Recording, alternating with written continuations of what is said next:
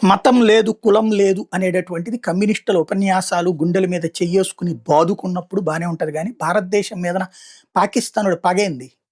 మనకి ఆడికి ఏమన్నా చిన్నప్పటి నుంచి ఆస్తులు తగాదనా? మత పిచ్చే గదా! వాడి మత పిచ్చి ఇక్కడ ఆడ మతస్థులే కుప్పలు తెప్పలున్నారు. వాడి దేశ జనాభా కంటే మన దేశ జనాభానే ఎక్కువ ముస్లిములు.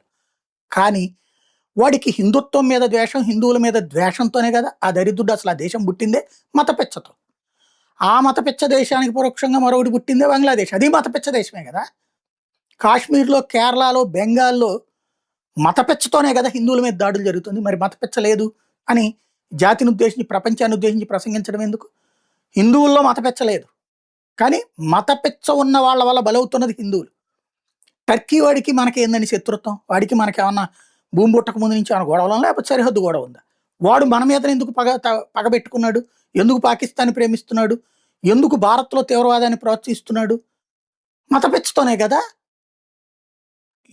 ఇజ్రాయెల్‌తో ఈళ్ళందరికి గొడవేంటి? పోనీ వాడేదో యుద్ధం చేశాడనుకుందాం. వాడిని నాశనం చేయాలనుకుంటేనే గదా ఆడి రివోల్ట్ అయింది.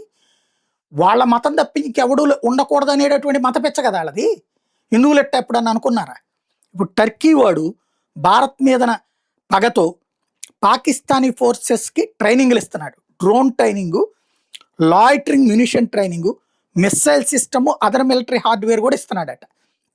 అట్లాగే Pakistani terror groups JEM, Jaish Mohammed, Lashkar Taiba లాంటి వాళ్ళ హెడ్ క్వార్టర్స్ మొన్న మనం కూల్చాం కాబట్టి వాళ్ళందరి హెడ్ క్వార్టర్స్ ఇప్పుడు టర్కీలో పెట్టించాడు. భూమి ఇచ్చాడు అక్కడ వాడు ఎర్డోగన్ గాడు. అట్లాగే విపరీతంగా మనీ బంగ్లాదేశీ వాళ్ళకి డబ్బులిచ్చి ప్రోత్సహించి ఇండియాలోకి పంపిస్తుంది వాడే. ఇది తాజాగా మన ఇంటెలిజెన్స్ వాళ్ళు తేల్చినటువంటి అంశం.